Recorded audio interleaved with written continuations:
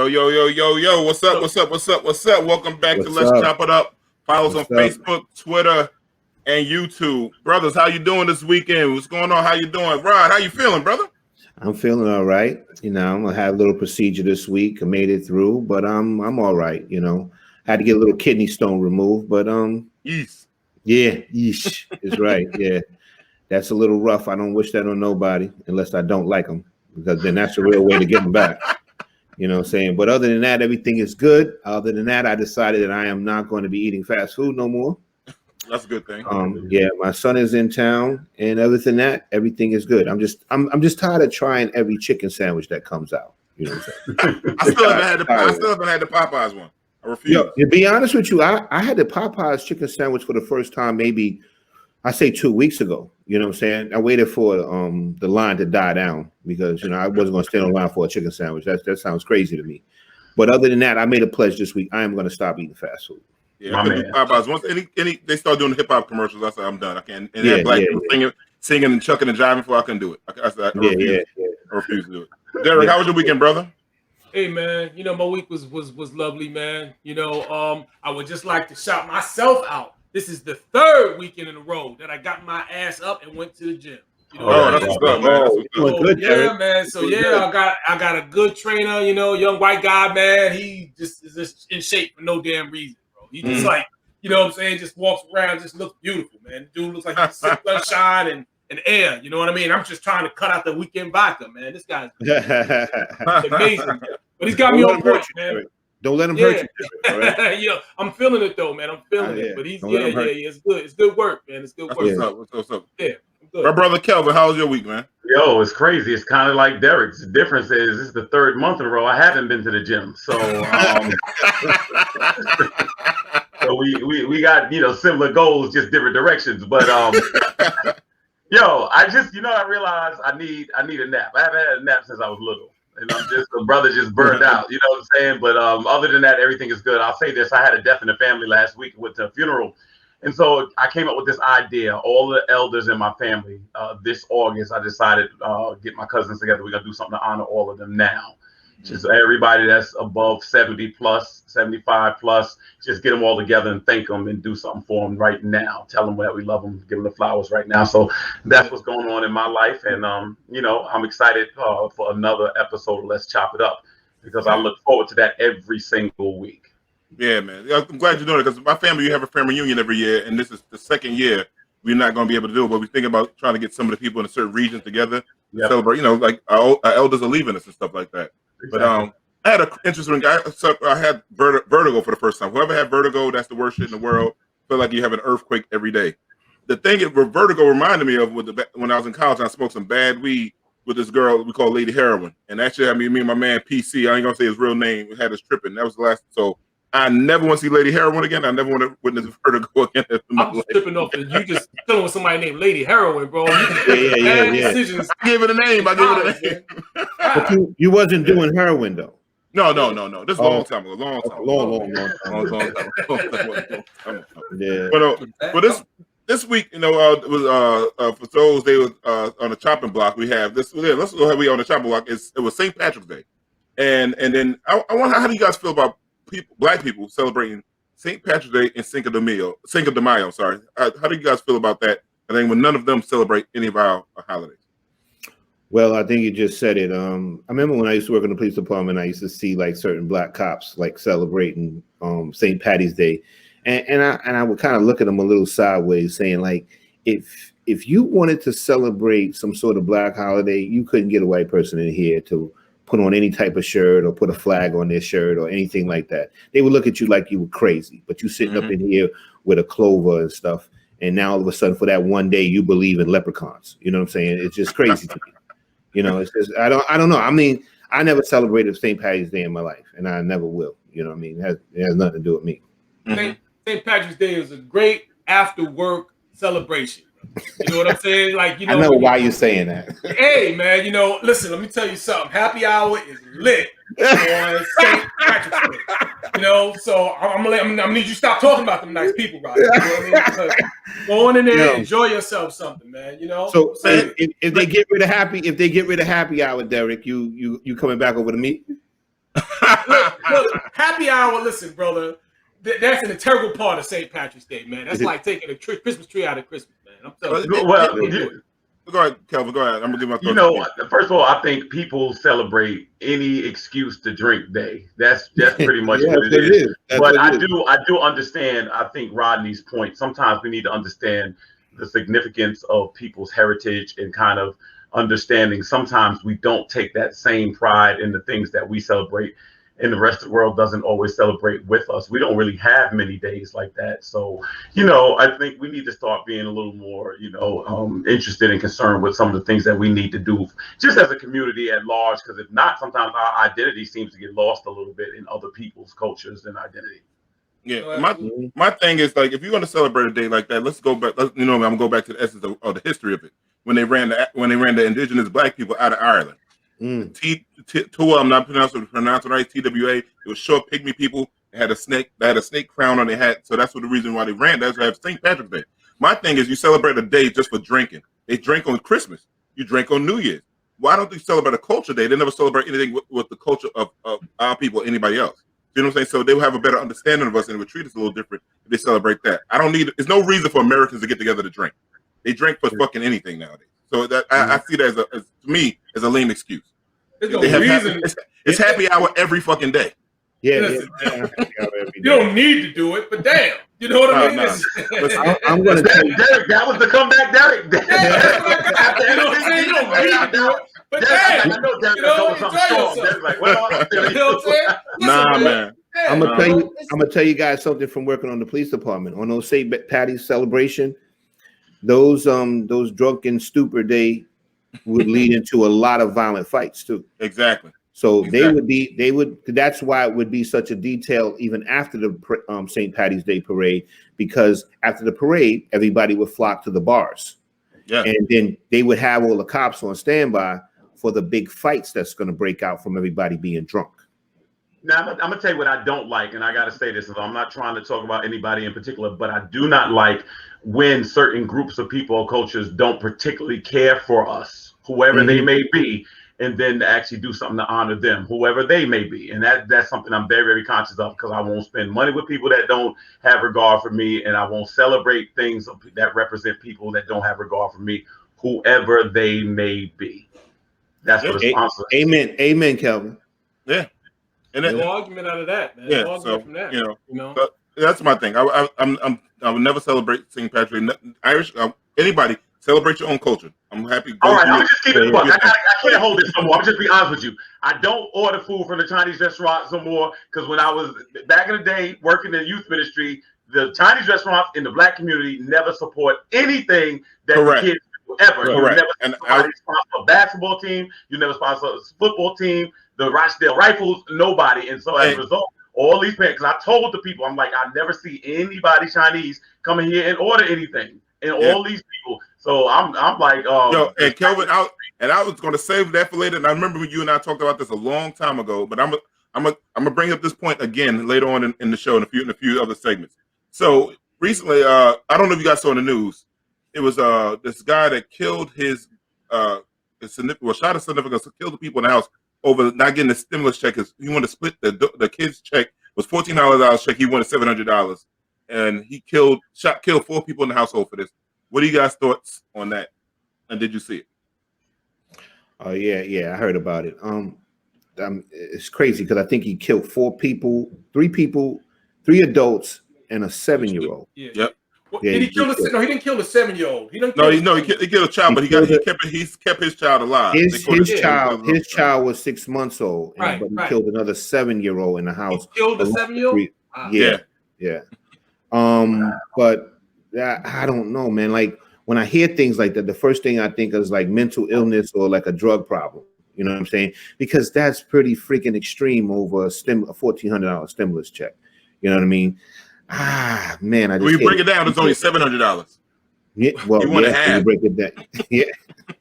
Well, you know, that's a tough story. I don't know what his background is, but I mean, God, it was a history. It showed that she had a history of her complaining about this dude, scared of him having the gun, and people knew that he had the gun and threats and stuff like that. So he knew this dude was not on. No, his driveway didn't lead to the street.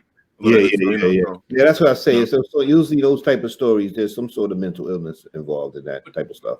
But then when you add to that, like just a regular domestic stressor, which is money. You know what I mean? Like, you know, when we realize that the number one killer of relationships is money. You know, so and the number one, and when you think of people who when you think of domestic violence or any kind of situation like that, it's, you know, it's always money related. You know, so it's, you know, so it's I wonder how much of that, and you already have a guy who already was on tilt, and then you gave him some ammo on top of that. You know what I mean? Maybe it just was a little extra. You know, it just pushed him right on over the edge. You know, so. But you know what? I think we have to start looking at the signs early on, and I'm talking about coming into relationships and dealing with people, because what I'm noticing is a lot of people overlook the red flags early on, and this stuff doesn't always just show up late. You know what I mean? You know, there are people that will tell you there's a history, there's a pattern, even in getting to know somebody. So first of all, I think we need to really try to get to know people before we engage in relationship with them. We don't do that as much. But yes, Rodney, the person is definitely mentally ill. And there are certain things that I feel are just way even beyond that. Some stuff is just evil. It's just evil. There's just no other explanation for it. I'm sorry, because it's way past psychological damage to me. You know? But people will kill over money. We know this. People will kill over money.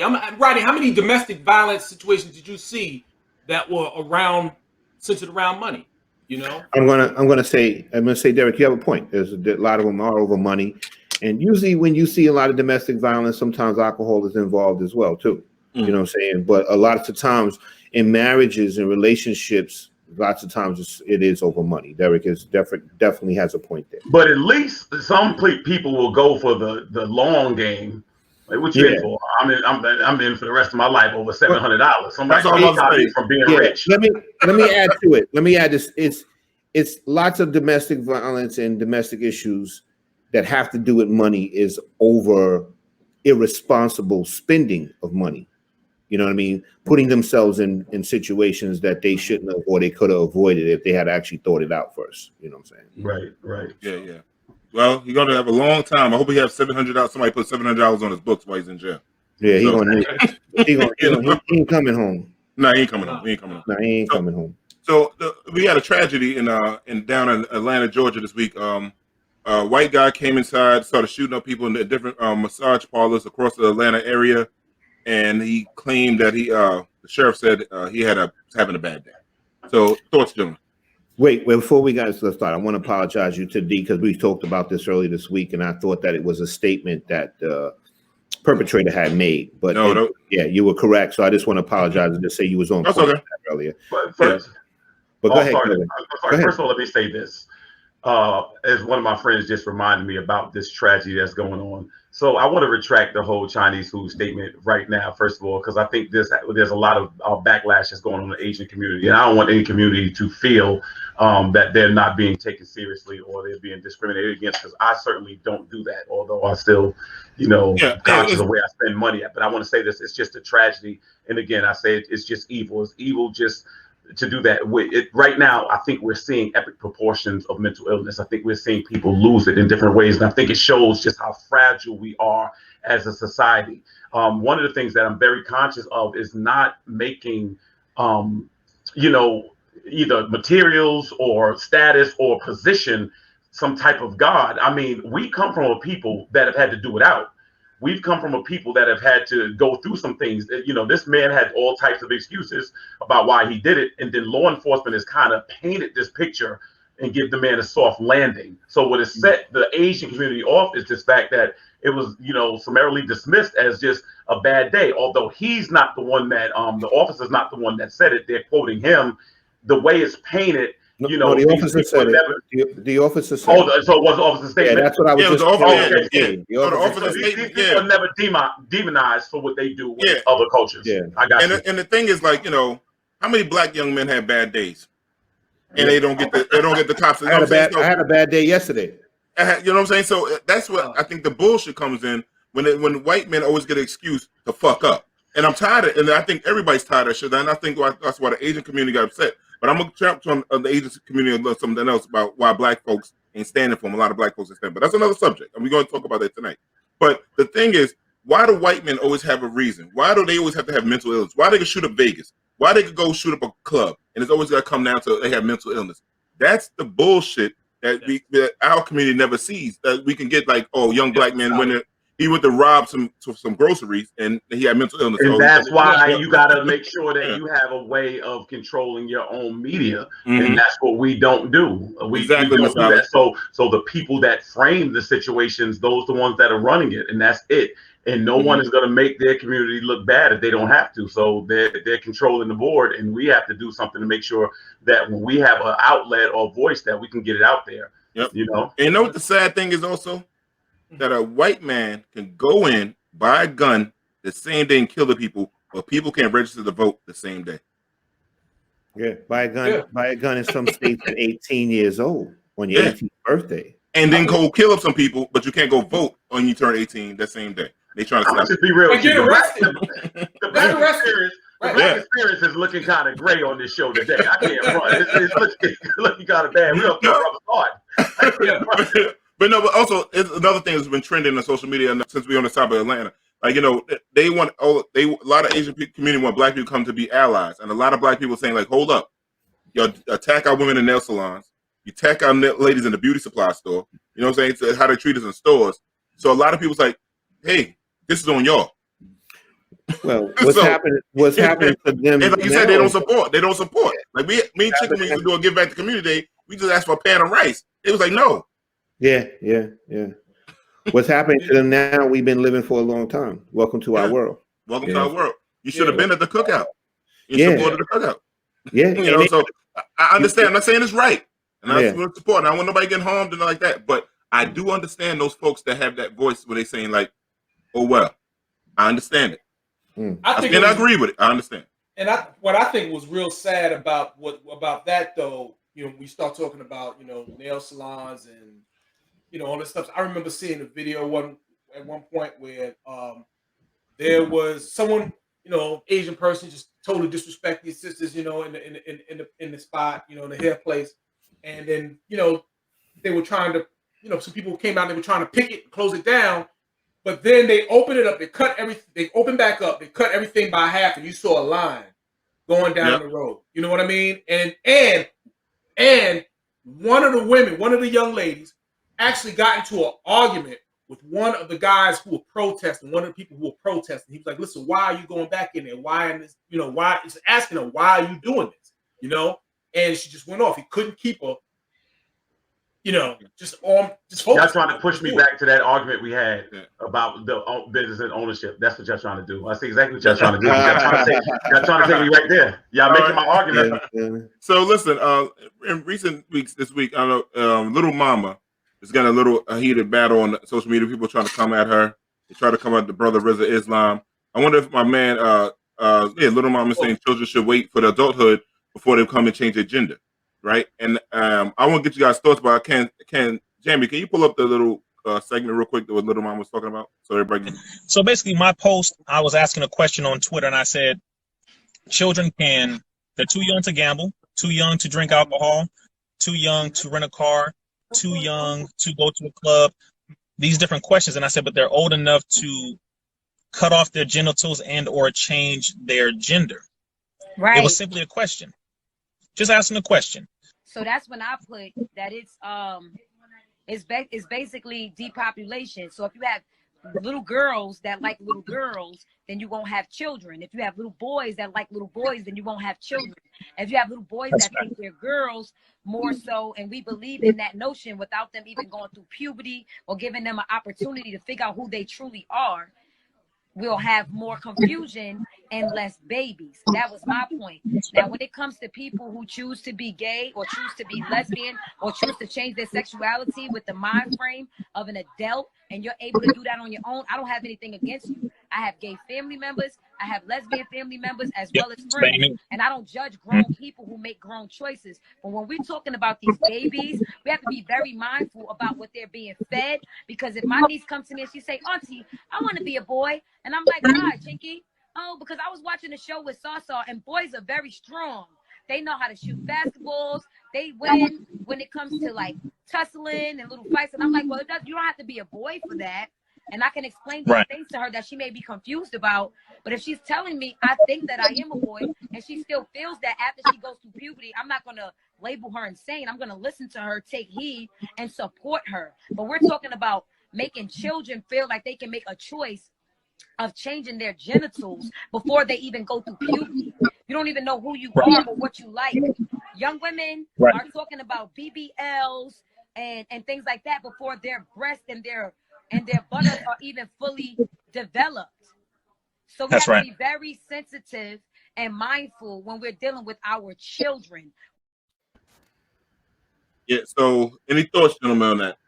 Well, that's a lot. That's a lot to unpack. That's a lot to unpack. Well, I'll just say this. I agree that until a child comes of age, that parents need to be making decisions for the children's long-term health and future. I think it's most important because, you know, when you're a child, first of all, I was taught in college that the human brain is not developed until age 25. Now, we obviously say you're deemed an adult at age 18. So as a result, I think before that, I think you need leaders or parents or guardians to kind of govern your life when you're at a young age. And I feel the same way about children getting tattoos or anything that may be permanent or have long-term effects, that you may not be mature enough to make that decision as far as your life experience is concerned. So I actually agree with her. And I understand that point. I think children kind of need to be protected from long-term decisions, especially early on. They just don't have enough life experience in certain cases to make those decisions. And I agree with her. I agree with her because I think you should be 18. And then when they're showing it, and the data also shows that a lot of people, when they got at this young age, they want to revert back to what the original gender was. So that's what, like you said, Kelvin, and the study showed that the adult brain doesn't fully develop till you're 25. I think we're making a lot of error. Think about the dumb shit we did when we were 18. 17. Right. I mean, I should still at the airport. Let's keep it above. Yeah. I mean, a long time ago. Long time ago. You know what I'm saying? So, like, you know, still going through phases. You know what I mean? Exactly. So, yeah, that could be, you know, you could be going through phases. You haven't figured it all out yet. You're still taking in all this information. A lot of it is, you know, really whacked to just be, you know, obvious. Yeah. You know? But the thing that gets me also, I'm sorry, go ahead, Rod. No, I was just going to agree with what Little Mo was saying as well. The thing is, I'm a father of 6, right? And my oldest is 22 years old. If I didn't step in with certain decisions my 22-year-old wanted to make back then, when she was maybe 9 or 14 or 15, I mean, there could have been some seriously catastrophic mistakes if I wasn't a parent to step in and make certain choices and say, hey, nah, you're not going to do that. You know what I'm saying? So children are not capable of making certain decisions like that. And the thing is, the way things are now, especially social media, the internet and all this stuff, there's a lot of things that these kids are seeing today that we did not see on regular TV or were watching like they do today. So the thing is, there is a lot more influence now with sexuality and social media and stuff like that. But yeah, I'm going to say she's right. A child shouldn't be able to make a decision. Like a child saying, well, I want to be a little girl, and he's a boy, and he's 9 years old. I mean, he's incapable of making a decision like that. That's how I see it. I think the internet stops parents from preserving the innocence of children. I don't even think we consider the innocence of children anymore. Children shouldn't have to deal with adult issues now. So the things that we learned at 18, they're understanding at 8 now, and that's just unfair. I mean, can anybody watch Sesame Street these days? Can anybody go back to the Sesame Street still on? Is that still on? Yeah, it's on HBO. Right, the Electric Company. But I'm saying, like, it's like, I don't even know if they have. You know what I'm saying? I ain't seen Big Bird in forever. You know what I'm saying? And so I mean, we need those things. You know what I mean? Because you can do all that stuff and still don't know how to fill out an envelope and write a letter or something like that. You know what I mean? Nicole made a point. She said they should do a study. You know. Yeah. They should. People want to revert back, you know. I think. Yeah, and they have studies. They have some studies out there. I wish I'd have pulled it up. I should have did my research today and had the study from which when they showed the studies where they come from when they people wanted to revert back. You know, just think like we said. And I'm gonna say like all the brothers. We don't care what you do once you turn 18. Like you go military or stuff like that. And want people to live in their happiness. But I think as a child, I think we should just wait a little bit longer. And I think we should just wait when they turn to adult. They can make that decision. Miss Lewis brought up a good point too. Today, parenting is different as well. Parents are trying to be their kids' friends instead of being their kids' parent. Like, you know, like in my house, I don't care about being popular. They'll tell you in here, I get it popping in here. They get out of line, I get it popping, and that's it. I don't care if you're not my friend. You're not my friend. You know, you know. Sometimes it's just no. It's just a hard no. That's it. No. And sometimes because I said that's so. it. Right. Yeah, you know what I mean? That was it. You know, that was what happened to esteem? Like every time, you know what I'm saying? Like everybody wants to go and do things, and you know, kids want to, you know, plastic surgery and stuff like. I listened to these girls that was 16 years old, and they were like, "Oh, I can't wait till I get 18. That's when I'm gonna get this done. I'm gonna get that done." And I'm like to little mama's point, which I can't even believe I just said that. To little mama's point, to little mama's point, you haven't even developed yet. Yeah, you know and little implants, your natural ones ain't came in yet. I mean, look at yourself. It's you know, you got a point there, Calvin. Like I say, they just see so much stuff on the internet. You know what I'm saying? And I got 4 girls in here. You know what I'm saying? And nobody better not come to me talking about they want their butt done at 9 years old. You know what I'm saying? Or 14 years old, 15 years old. You know, it's just out of the question. Because I explained to my kids, I said, you have more time in life to make all the decisions that you want to. And you know, when they first start, when you're out of here, then you can make all the decisions you want. You know what I'm saying? But until then, I'm running the show in here, me and mom, and that's the bottom line. You know what I'm saying? Right. But like, it's like with the girls, I definitely have to keep we keep a stronger eye on them because of, you know, the self-esteem thing, because that affects girls faster, you know, than boys and stuff like that. Because raising boys and raising girls is definitely different. I don't care what anybody say. I can argue that point all day. Exactly. It's definitely different. But I'm wondering if we need to start really looking at our boys too, because we have a tendency to say, okay, well, you know, let's be a little easier on the girls as men, I guess, you know, because you just said it right then, you know. And again, it's our boys. If you're asking me, no, I agree. But see, the thing, like the young men that have, like, you know, my son has autism, so it's a little different. But the young men that have mentored over 20-something, 21 years, I bust their ass hard as hell because you are the leaders of this community. Right. You know, you women follow your lead, and I make sure that you're gonna be a man first. Because I grew up with nothing but men around me, like strong men. My uncles are dope. My neighbors are dope. My pops was dope. So I don't know any other kind of way but to teach them how to be leaders first, because they can't lead the community and lead then we all fucked up. Straight up and down. So, you know, so we all, I know I'm hard on the boys. And Miko said she glad her mom's made sure she was strict on her because otherwise she would have had tattoos on her legs and shit like that. She would have been up here looking like Patra or some shit like that. Hey, so funny that she said that. It was so funny. When a lot of times when I would officiate a wedding, and it was inevitable, you see a bunch of bridesmaids trying to hide the tattoo that they got from the 90s and this, that, and the third. Like, yo, why'd you get it? Oh, I was young then. So I was young then. In other words, my judgment then, I thought it was a fade. It was cloudy. My judgment was cloudy. My name written here. Yeah. But 50 years, I thought it'd be hot back in the day. You know, ain't nothing like a good tramp stamp in the back though. Ain't nothing like it. Yeah. A little twerk with a tramp stamp ain't nothing like it. Man, it's gonna be a lot of 80-year-olds walking around with tramp stamps, man. Yeah. But it's gonna be different. That's gonna be the norm, y'all. That's gonna be the norm. And they're gonna be wondering how the tramp stamp move from the top of their ass to the bottom of their ass. The worst thing is gonna be the oldies. Yeah. The music that's gonna be considered the oldies. I know, it's gonna be horrible. A whole bunch of old people twerking. A whole bunch of old people twerking with hard tits.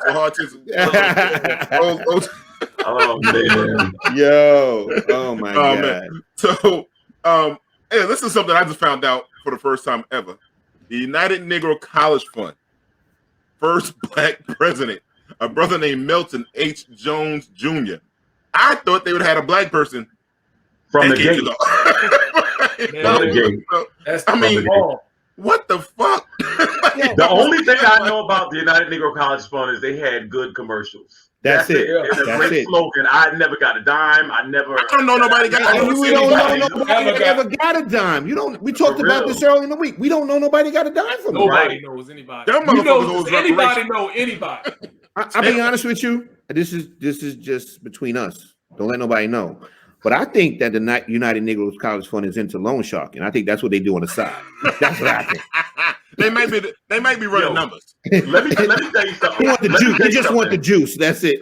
I had to sit there in the Bursar office in Virginia Union University with tears in my eyes. And this is like back in 1992. And they was like, look, can your parents pay $1,500 a month? I'm like, not that I know of. Like, in other words, they ain't want to hear nothing about no United College Fund. You know what I'm saying? I don't know a single person. I went to black college, and Jamie and I did the tours of black colleges, and I still don't know anybody that received any money from them. I don't know anybody that received any money from me either. Word up. I know more people that got the McDonald's scholarship fund than I know about the United Negro College Fund. What was the kid named Arnold? What was the name of the McDonald's company? I know Calvin. Yeah, Calvin, right there. It was Calvin right here. His name is Calvin, goddamn. Calvin. Just for the commercial, though. For the commercial. Commercial sake, right? Yeah, for commercial. See, right now, I'm washing lettuce. Soon, I'll be on fries. That's right. That's right. The big bucks rolling. Yeah, so I don't know. And then when I really get big, I'll be taking the garbage out to the back. That's like the Urban League. Urban League sometimes they have a lot of brothers and sisters run the Urban League. So that's But the thing that gets me, everybody can take all them donations quick. Yeah. And don't go away. I think you're about to go D. I don't even want to hear it about the church. I don't want to hear it. No, I ain't gonna say no. I'm leaving the church alone. I need some prayers right now. You know what I'm saying? So I don't know. It's just funny with the United Negro College Fund, and they seem like they only donate those kind of funds only to the same few black schools: Morehouse, Spelman, Howard, same three. It was legacy organization. It's the same. It's the Boulay people. I'm not listening because I want that them used to bother me all the time because Bill Cosby and them would be like Oprah, Bill Cosby donated $10 million to Spelman and stuff, and I'm like, Virginia, you ain't got 2 books in the library. And somebody took one of them out. They gotta go. Come on, they gotta get. It's 150. I don't even know how many went down. There's 115. I'm not sure. 112. Historical black colleges need it. Don't be mad, D. No, I am mad. I am mad. I'm furious because we need some more. We got other schools besides the same 3 every single time. Yeah. So did they get the handball courts off those schools yet? All right, I'm gonna raise some money. I'm gonna start a craps game and raise money for all the other historical black colleges out there in the world, and a CeeLo game. CeeLo game. Now I'll be there. You got me there. I got the bank. Now listen, in recent times, I don't know if you've seen the trend, especially like Black Twitter and places like that, and Black social media forums, that reparations for Black folks, and they have a debate that they have a lot of Caribbean and Black folks speaking out why Black people, Black Americans shouldn't get reparations, who should get reparations. So I producer Jamie to bring us in and to get people up to date so they can understand what we're about to talk about, see what they get their thoughts into. Ancestors come from the Caribbean, and there were slaves in the Caribbean, and we didn't qualify for the American reparations. Well, here's the challenge: there are so many difficulties with trying to enact reparations, in part because the question is who gets them. Potentially, I could fall into that category. I honestly have called a pipe dream in the past, and I think that's what it is. Well, it would be nice if there was an elegant, simple solution to all sorts of complicated problems. You're not actually talking about how to fix those problems if you're only talking about reparations. If we're only debating how we're going to parcel out responsibility for something that happened more than a century ago. And we're probably never going to do this. It's not clear to me why we're pursuing this thing. Is it fair that there's no reparations, no restitution, nothing? Should the Irish get reparations, by the way? Irish need not apply signs when they came here during the Progressive era. Sure. I mean, how far do we want to take this down? Are we acknowledging that there are ugly spots in history? Because 60% of the world would be entitled to slave reparations if you wanted to play that game. Well, here's a fact. Slavery ended 154 years ago. It's been a long, long time since we had slavery in this country. And you have people like my family. I'm Black, but my family came to the United States in 1962. My parents are from Costa Rica. Do I get a check? I did a couple of essay contests that I actually won. And I won like NAACP AXO award for this essay and something else. I can't remember another, like I ended up winning money. And the essay was, do you think Black people should get reparations? And I was like, no, you didn't work for it. Why are you so against reparations? Valerie, it's a matter of a waste of time. We've got so much to do. And yet you have people who invest so much energy and attention on what I consider to be a dead-end idea, a dead-end movement. If we were to pay reparations today, we would only divide the country further. We would insult many Black Americans by putting a price on the suffering of their ancestors. Yeah. Well, if they don't want it, don't take it. Don't stop somebody else from getting it. I saw a lot of, exactly. I saw a lot of people that's hating. That's hating. Real talk. I saw a lot of people that need to mind their business, maybe. You know what I mean? It was like, you know, you speaking on something that, listen, you were enslaved. You got to talk about people who were enslaved by entirely different cultures. You know what I mean? Like, we were enslaved here in America was primarily English. You know what I mean? But, you know, you got people who were enslaved by French or, you know, or Spanish or whatever. You know what I mean? So go to those countries and get their reparations. And go there, go there and get their holler at them for your reparations. We talking about what's going on here. Holler at America. Now, whether or not you feel that reparations is doable, maybe that's an argument that we can have. You know what I mean? But in terms of speaking on what somebody else should get or count somebody else's pockets, as we call it, nah. You know what's so funny when people say if it's doable? We could find money to go to fucking Mars and figure out what to do with that kind of spending. We could do a whole bunch of other stuff. But when anytime it's like Black folks to pay us back for something, they was like, how do we do that? Like, you know, how about no interest loans or business loans?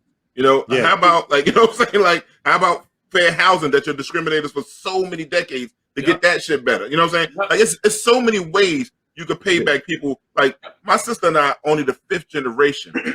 And you guys are too, because we're like 5th generation from slavery. Like most of us are born probably just after. I don't know, Rod, you're the oldest one out of us. I think you was born. Maybe you didn't have to say that. You didn't have to say that. You ain't have to say that, D. That wasn't nice. I know where it came off was I know. Rod, what year were you born? Like 68? Come on, 68. So Rod didn't have full civil rights either. Well, I mean, he's the first one. Right? He was not born with full civil rights. Yeah, Nikki. Me, Kelvin, and I think Derek probably wasn't born with. We was the first generation born with civil rights. My sister, who's sitting right over here near me, was born with no civil rights. People got to think about that shit. You know what I'm saying? Well, so, like, I think I think one of the biggest things is this. I think you can start here. Maybe if you don't have a flag or a homeland to return to, we can start there. So the benefit that the Caribbean community has, a lot of them still have the association with where they came from, and we don't, because we don't know where we came from. And so the people that were here working for all these years, picking cotton and brought into the deep South and things like that, now with the analytics and now with DNA testing, they can kind of figure out, kind of pinpoint where people have come from. And I think they may need to start there. The reason I have a problem with the clips you just played, because it seems so dismissive. It just seems that people are not even concerned about kind of the collateral damage that's been caused economically to you know, just growing up seeing the way, you know, Mississippi and Alabama and all these places looked in the poverty, and you can actually trace that now to the projects in New York and in Chicago and in Detroit and things. I think something has to be done, because there's no way to level the playing field. At least try to tip it so people can get somewhat of an opportunity. And that's the issue. So I think for people to just be dismissive, because I think what happens is people want to give the impression that when you want reparations, that you're lazy. And I think that narrative is really, really unfair and is inconsistent with the people that really spent their lives actually building this country, really with no benefit. And I think that's the sad part about it. Well, enslaving another race to do some work for you, that sounds lazy to me. Yeah, you know? Right. Of course. So for them to say that somebody wants basically, we just want back pay. We want back pay for what we did. You know what I'm saying? It's the American way. Just get that back pay going. Everybody else, the Japanese got they got reparations, right? The Jews still get reparations, right? You know what I'm saying? So it's like, why is that our time? When Candace Owens, she was pissing me off. I mean, sometimes she could be, but she pisses me off. No, talking about the Irish, I give them no credit. The Irish wasn't brought over here to work the fields. You know what I'm saying? Like, they didn't have to, like, when they had creativity on making devices to help them, like, to work faster, they didn't get credit for that. So, like the fuck out of here. Like, yo, she can eat a dick. Well, if I care about no, bro, hey, listen, we on sense. Fuck that. Like, you know, like, ain't no but think about it. Yeah, but if you sue, like, if you're going to sue someone, why would, you know, like, what we're talking about is us suing. You know what I mean? Like someone you're trying to be, it's reparations. You're trying to be repaired. You're trying to be made whole. You know, so that means that you have to go through a process. You know what I mean? And if we were to be able to sue, this is who we would sue. We would sue the American government or whoever it is. For someone else to be speaking on, you know, that process when it has absolutely nothing to do with them. You know what I mean? The person that we're suing, all right, and we have a problem with had nothing to do with your history, or very little to do with your history. You know what I mean? So we're talking about something that's very, very personal, and that has to do with us directly here. So I don't even know how you get the chance to speak. Well, I love it. All love. Now listen, all love to my people over there. You know what I mean? But it's not about that. But this is something. This is something that is you're out of pocket. You know, and that's well. See, to me, Derek, this is the way I look at it. So in cases like this, people will do to you what they can do if there's no repercussion or recourse. So the dollar that we control, if you want to pressure some of these corporations and things like that, which I think is the way to go, then we need to pull back from it. That's the issue, and people I don't think are willing to sacrifice. So if you want something, if you want demands met, then you're going to have to sacrifice something, and you're going to have to pull back. And I think we don't do that. We still spend money with everybody. We still keep giving and giving and giving. And if we could just say, you know what, forget it. These designer things and name brand stuff and all the stuff that we make hot and fashionable, forget all of it. We're going to hold our money and tighten the purse strings. Then people will have to listen. If they don't, then it all will just be as noise and people continue to go like they've done. We get ignored because there's no recourse or repercussion. There's no repercussion to offending us. Nothing. Right. No one loves America more than black people, man, here in America. You know, when you stop thinking about everything that we've done, everything that we've given up for this place, you know what I mean? Just to keep it as is. Like, we don't even want to upset the table. We just want a better seat. Can I please have a seat at the table? And can someone please pass the whatever? You know what I mean? We just basic stuff. And it's like, you know, it's no one loves it more than us, man. No one. I've never in America. I've never felt like an owner. I felt like a renter. I really do. No, I wasn't raised to be patriotic, and my father and my grandfather served. I just wasn't raised to be patriotic. I don't own anything with the flag on it because I just never felt that it represented me. Even with the standing up, saying the Pledge of Allegiance, that part about liberty and justice for all. I'm like, you know, that's book. My sister schooled me to that game years ago, and I think we went to a Knicks game. And she was first, like, Knicks are the Mets. I can sit your ass down. And so I was like, listen, my sister kept me woke long time ago. Woke me up from a nap, and I've been up. I will say we need to probably be more pragmatic though about how we do things in regard to our patriotism and everything. You know, I think now is the time of, you know, maybe we need to all buy in and just use this, you know, whatever. You know what I mean? So it's empowering to hold that dollar. Oh man, it's so empowering. It is. Out of a store. You can cripple things if we hold on to that dollar and not give our dollar. But we've had this conversation many times before, guys, about how America has designed the African American race to be a consumer. Right. But I want to speak back on how I feel about the video. Like me, I think it made me think a little bit different. Like when I see black people up there, you know, making statements like that, I get suspicious. You know what I'm saying? Because I'm saying, like, what's your angle, dude? Like, what's your angle, sister? What's your angle, brother?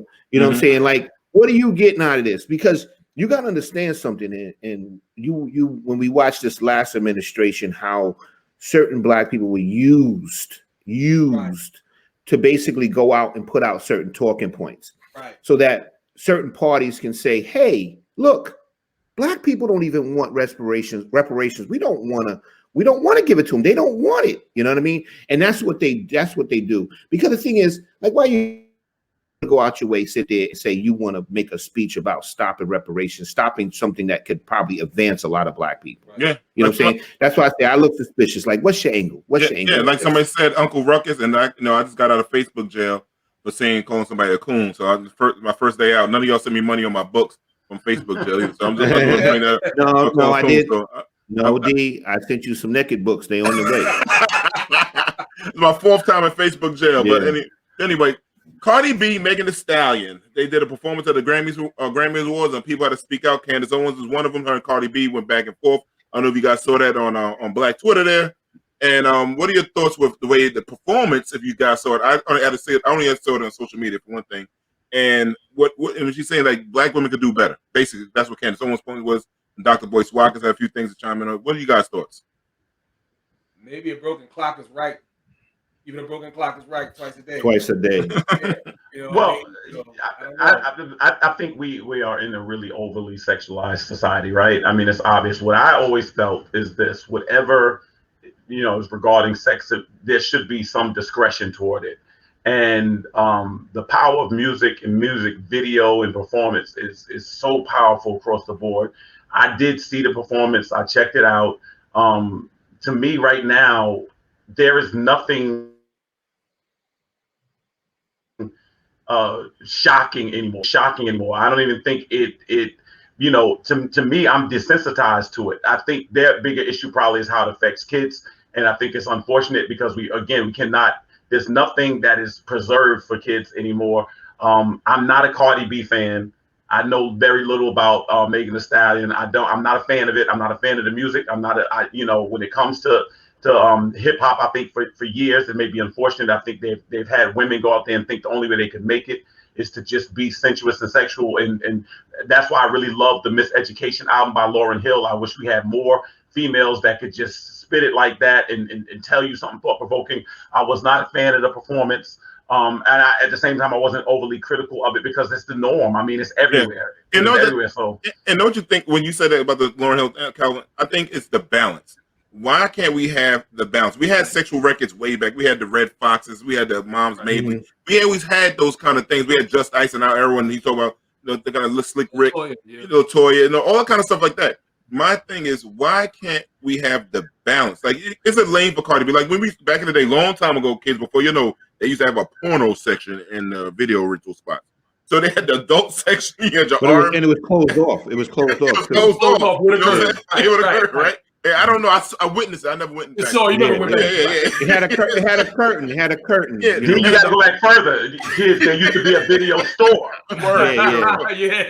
They actually got a documentary coming up about Blockbuster too. That's so crazy. So you had those sections where you had a variety. Now it's just like only thing is women artists got to be fucking strippers, and that's what I think the problem is. And what's the message that you're telling young girls?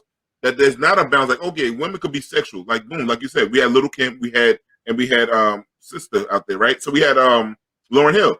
Why can't we tell them that you can have both? But that was just saying, like, only thing you could be is a fucking stripper. And you got to have wet ass pussy. Like, why can't I have a smart ass brain? You know what I'm saying? Why, because what's that doesn't wrong? sell. That doesn't sell. That's why. Lauryn Hill sold more records than all of them motherfuckers. Right. First of all, let me say this. First of all, there is no rehabilitation. You're gonna wind up back in Facebook jail. First of all, I don't know. I have a feeling. Fuck Facebook, man. And then the thing is, because he's my brother, I'm gonna have to go get him out every time. There you go. I'm gonna go get him out. Jamie put us.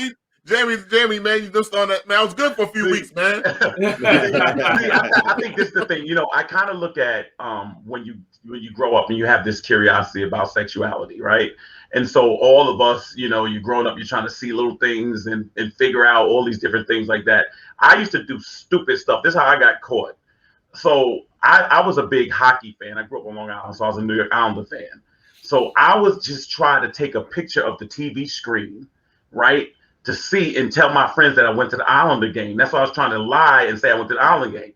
Well, I found a way to turn to the Playboy channel and took a picture of women and men on the Playboy channel.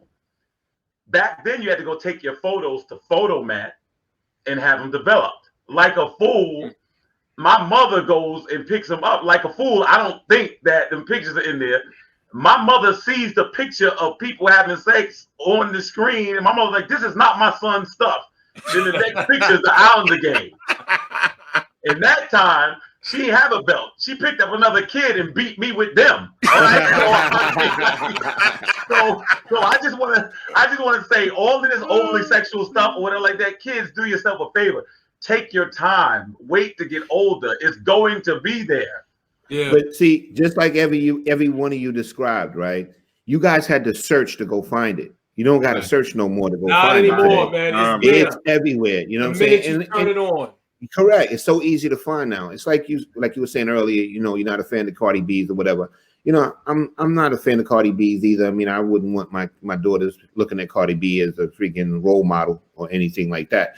But the thing is, like, they feel that they want to paint a picture. The only way that a black female can be successful is to be sexual or to reveal her body or whatever. Because let's look at it. The truth. And I'm not knocking Cardi B's success or whatever. Hey, God bless the sister. She came from a rough time, and then she turned her life into something. But the thing is, they're just trying to, you know, paint this picture to the youth that you can only be a whore or slut to be a success. And that's the thing I have a problem with. Well, my other part that I would say that also is there's this idea, and I've seen it a lot. I've seen it happen with Rosie Perez. I've seen it happen with the lady that's on that the show. I think it's like this mixed families and all this stuff like that, where it's like if you're Latin and you have like an accent, then it becomes embellished. Oh yeah, I know you're talking about all these different. You know what I'm saying? Like it's all these different things that they just throw at you. So Cardi B, to me, I doubt goes into business meetings with that, you know, vernacular and all those different things like that. It's always this idea, I'm from the Bronx and I'm this, that, and the third. I'll be honest with you, I don't like it when Tiffany Haddish does it, get in front of a room, the Oscars and stuff, and do all this stuff. Like, I just don't like it because, again, people paint us into that corner. And there's certain people that I think eventually you have to say, you know what, I'm not willing to kind of sell out to do that. And it's up to you to do that. But taking all your clothes off just because you got a microphone in your hand and all these different things like that, I just think it's something that they'll pay you for. But I have to quote my man Robin Townsend. There's work at the post office. Yeah. And tonight we got good, like, you know, Mary, I agree with your sister in the comments. Nikki and stuff like that. Adults, there's a lot of comments. For the sake of time, ladies and gentlemen, we have to move to the thing. But there's some great comments, man. We definitely see your comments in there. We try to bring them up probably towards the end of the show. So, and next thing I'm going to bring up is like the show they go on hiatus with Sharon Osbourne. The thing she said about Holly Robinson Pete, and they were calling, I think, ghetto or something like that, or something like that. So, you know, you got this rich white woman from Europe not understanding a culture, and she's saying like she don't understand racism. I'm like, you Europeans created the shit. So like, y'all started class 101. So, that's where the racist union started. That's where they were giving out union cards. So, what are your thoughts on Sharon Osbourne and Holly Robinson Pete, brother? The thing is, like, I mean, excuse me for being a little bit lame on this, but is it Holly Robinson Pete or was it Cheryl Underwood or both that she had an issue with? She had an issue with both. Cheryl Underwood had like a queen. Cheryl Underwood. I saw the Cheryl Underwood one. With I didn't see the Holly Robinson Pete one. Yeah. I saw the Cheryl Underwood one, and I like the way that Cheryl Underwood did it. And what she did say to Cheryl Underwood was insulting, like saying, "Oh, don't cry," you know, like basically saying that she was going to be looking for pity. You know what I'm saying? As I guess being a black woman or what have you. Yeah, I thought that was crazy and that was insulting and it was insensitive. You know what I'm saying? Mm-hmm. It shows a lack of education that Miss Osbourne has. Exactly. You know, and go ahead. If anybody like. But the thing is, like, you know, white women can always cry in the workplace or anywhere, and everybody comes to the aid. Look at the white boy that shot at people. He got mental, and they come to his aid. Like, you know, they always get somebody to come to the aid. The white boy shot at people in Wisconsin. They come to the aid. Like, she literally was about to do. She tried to throw it on her like she became the victim now. Like, no, this white dude said some real racist shit, and has always been going after this sister when he's going to Meghan Markle, and sisters came to her aid. And now you white women going to use the tears. And now instead of the thing is whole fucked up with the show to me is they put it on hiatus because they protecting her again. Protecting the white woman again. Right. You know what I'm saying? So it's a protection of her again. Like putting the show on hiatus. And like we talked about this earlier the week, if I told you, I bet you if you follow the money, Miss Osbourne makes the most money on that show. Yeah. So I guarantee you that's why they did a hiatus instead of firing somebody. Exactly. Why are the Osbournes still around? That's what I'm trying to figure out. I don't know how they still became relevant. I mean, when I was a kid, Ozzy Osbourne was drinking people's blood and spitting in cups at concerts and just biting back the heads off the bat, and stuff like that. How they became this like big like marketing family, I don't know. But again, it's really just people really do not care about our plight, and people see us less than human. And and again, to my point earlier, you've got to make them feel it. Like you got, and another thing is the real, the view, the talk, the whatever. It just exhausts me. It's just, I gotta admit, to me, it seems really like it's all the same players, all the same show, man. You know what I mean? And unfortunately, you know, you have a situation where, you know, she's gonna Osborne, she's gonna sit around and she's gonna pretend that she's this, you know, like she's this victim, you know, and Nicole. You know what I mean? Yeah, Nicole. But you know, she's gonna be this victim. But victim culture is very big right now. Victim culture is very big. Yeah, victim culture and cancel culture are both exactly. You know what it reminds me of? It reminds me of in sports. It reminds me of flopping. There's a false alignment with sisters, though, man. Right. False alignment with sisters under this, you know, this whole thing, feminism. So, and it's, you gotta wake up to that, man. And cancel culture caught me again at Facebook. Fuck you, Facebook. No, the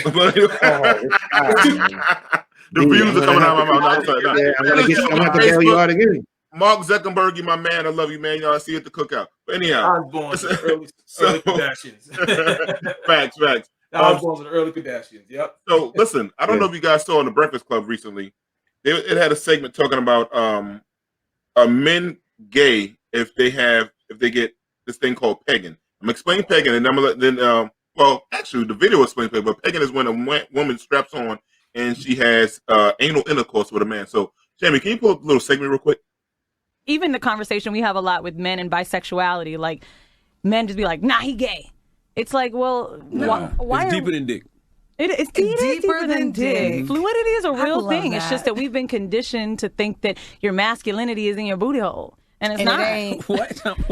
Like, men feel like, you know, if I have sex with men, I mean, they ain't gonna, I'm a topper. They're not gonna fuck me in the ass. And it's like, what? Who cares? Yeah, your manhood is not defined by the access to your booty hole.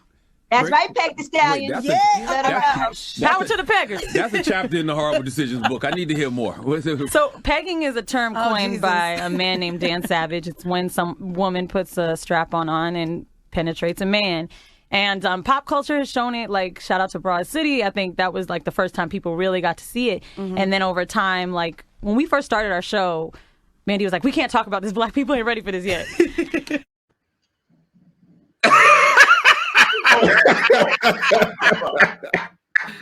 Yo. And we're back. I'm sorry. How you guys? What is wrong with everyone? What is wrong with us? I'm sorry. Kelvin, listen, don't let this take you to your Kelvin, end, man. Kelvin, that was funny. My fault. Welcome back, everybody. Yeah. You're gonna be crying, man, on camera, man. That's hilarious, man. So, brothers, where do we start with this? Horrible decisions be out of control. I used to listen to one of their podcasts until they started getting to this. I was like, nah, I'm good. This is like, let me explain something, right? She said that your masculinity is not in your booty hole, right?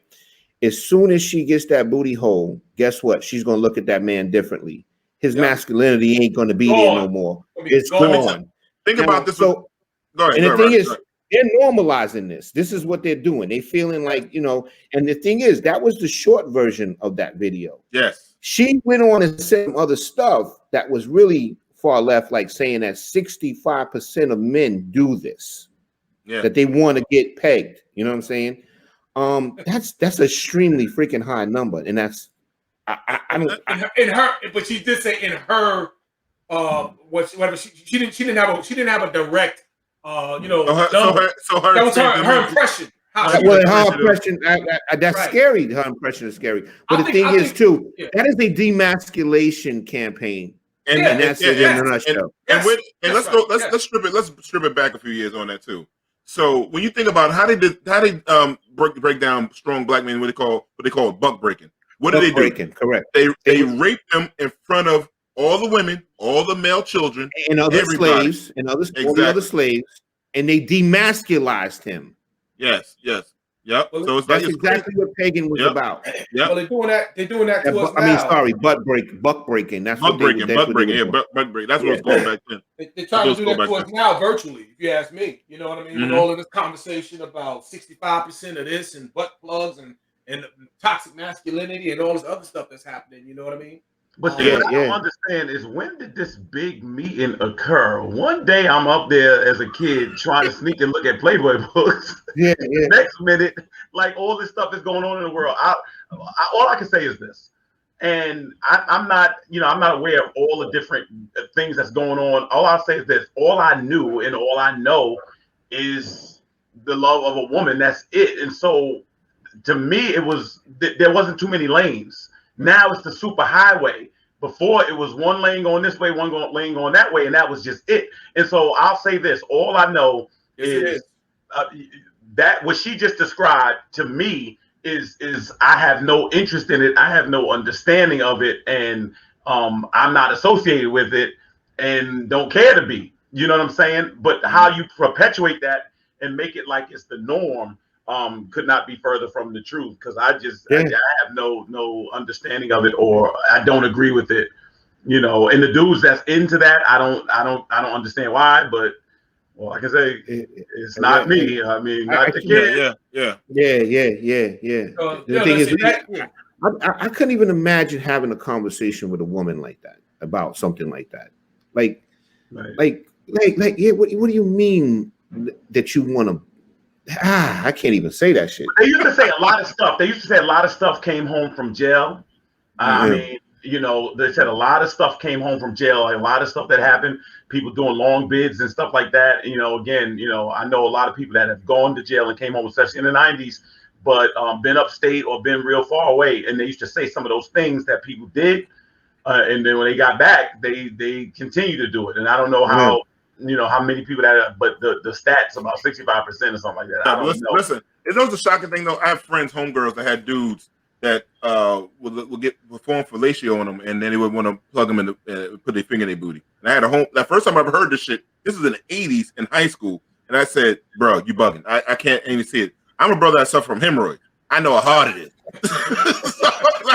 I don't know. You don't play around out of nowhere, man." You know, like, you know what gets me is when you used to go get the prostate exam. I used to have to have a moment to myself, just that. Then the doctor would have a consultation. I'd be like, "Well, man, I'd like you to leave because I want to get, like, you know what I'm saying?" And so you go downstairs, sit in your car, and try to get yourself back together. It's serious. I can't front. It's serious. It was always a conversation before that. Like, I can't lie. But no, I think right now it's just getting extreme. And I think you know, I think we are just heading to an anything goes society. And then the other thing that I think I think we're already there, man. And if you don't, and see, this is what I don't like. If you're not for something, then people gotta, you know, kind of vilify you because you know, every time you say it. And I think that's you know what I'm saying? I'm not for that. You know what I'm saying? I'm not with it. And so that's just what it is. But people want to be mad at you because you're not. Like, people are, oh, you're not open-minded. There's certain things I'm not open-minded to. I'm just closed-minded to that. You know what I'm saying? It's enough to go to the bathroom. But then I'm not open-minded and I'm not open-butted. None of that. The thing is, I'm not with it. We're not with it. Okay. So now, Derek, you got to go get both of them out, because you're gonna have to. Rodney, right? Rodney with the bell. Hey, man. Somebody gotta stay sober, man. I'm There's something we're not thinking about too, right? Think about all the guys that used to date those two girls. What does that just reveal by them being on that show? But yeah, the thing is, one thing I gotta say with them, they never use names. So hopefully, like, those, and you gotta be a real trusting dude to do that kind of stuff. You know what I'm saying? Like, the chick is gonna tell. She's gonna look at you differently. Well, you know what I'm saying? She's gonna tell. They're telling. They're on the Breakfast Club telling that that's what they do to dudes. The night is over. The minute something like that happens, the night is over. The whole experience is done. So, Rob, we might be onto something.